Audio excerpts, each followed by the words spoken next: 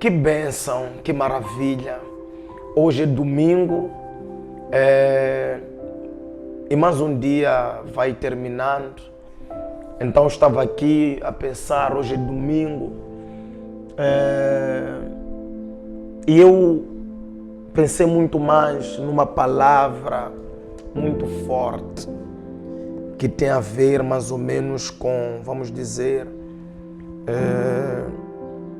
com o fim dos tempos. Hoje o nosso tema será o fim dos tempos, porque há muitos acontecimentos aqui no nosso país. Então Deus ele tocou-me que devíamos falar hoje, domingo, sobre o fim dos tempos. É muito forte isso, parece nada, mas é muito forte. Será uma pregação muito breve, só quero tocar em alguns pontos e vamos orar. Hoje foi o dia em que a maior parte de nós estivemos na igreja, em orações. Os que não conseguiram estar na igreja estiveram a acompanhar em direto, acredito eu. Então, neste momento, nesta hora, vamos nesta pregação sobre o fim dos tempos. É muito forte, sabe? É de louvar, porque em todos os países eu creio que existe um momento de turbulências.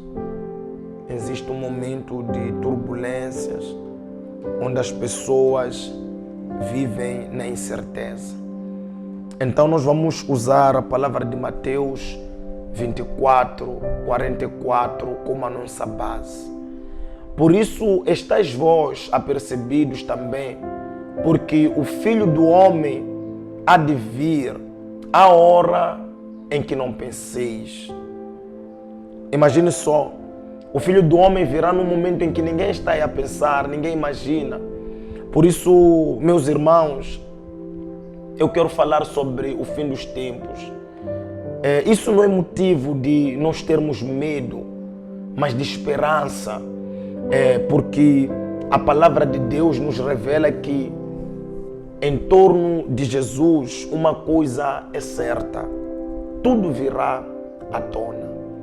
Jesus, ele voltará para buscar aqueles que o amam, aqueles que guardam a sua vinda ou que aguardam a sua vinda. Ele virá para buscar essas pessoas. Parece uma história de novela, parece um conto de fadas, mas é uma realidade. Jesus, ele vem. Os sinais dos tempos, como estão descritos no livro de Mateus 24, é só ler todo Mateus 24, e no livro de Apocalipse, apontam para mudanças no mundo inteiro. Guerras, fomes, terremotos e a multiplicação da iniquidade. Com tudo isso, Jesus nos exorta a não nos atemorizarmos. Não nos atemorizarmos, como podemos ver no livro de Lucas, capítulo 21, no versículo 9. Você pode ler aí em casa também. Mas deixa eu ler um bocado do versículo, pelo menos o versículo 9, só para que você entenda. Quando ouvirem falar de guerras e rebeliões, não tenham medo. É necessário que primeiro aconteçam essas coisas, mas o fim não virá imediatamente. Está compreendendo? O fim dos tempos é o início de uma eternidade com Cristo, para aqueles que permanecerem firmes na fé. Então, que estejamos todos preparados para esta grande vinda. Homem de Deus, o que eu preciso ter em minha vida como preparação para a grande vinda de Jesus? Você precisa vigiar, é a primeira coisa. Segunda coisa, você deve se arrepender. Se arrepender mesmo, estar arrependido e produzir frutos dignos de arrependimento. 3, você deve ser um testemunho. Você deve dar um testemunho. Você precisa ser um testemunho. Por que você precisa vigiar? Assim como as 10 virgens haviam prudentes e loucas, aquelas mulheres do Mateus 25, nós devemos nos manter com as nossas lâmpadas acesas. Estamos a falar das 5 prudentes. Devemos nos manter com as nossas lâmpadas acesas, vivendo em santidade e em comunhão com Deus. E falando isso, tem uma pregação que fala sobre intimidade. Um dia desse eu vou pregar sobre a intimidade, a comunhão com Deus. Vou explicar muito forte. É muito forte, muito, mas muito, muito forte. Por que você precisa se arrepender? A oportunidade de reconciliação com Deus é agora e não amanhã. Então, o arrependimento é necessário porque se você se arrepende, você terá essa chance também de poder estar lá conosco. Nós não podemos deixar para amanhã o que pode mudar a nossa vida hoje. Você precisa se arrepender agora e hoje. Não é dizer que deixa eu terminar a última coisa. Como é que é um pecado que você não consegue largar? Deixa eu tentar pela última vez. Não. Você precisa fazer isso hoje, tomar uma decisão hoje. Você precisa ser um testemunho. Que a nossa vida seja o reflexo do Evangelho. Você deve ser um espelho de Cristo. Ou melhor, ser o reflexo de Cristo. Ser o reflexo do Evangelho de Cristo. Para que outros também conheçam o amor de Jesus através de ti. Que conheçam o amor de Jesus através de ti. Então você precisa ser um testemunho.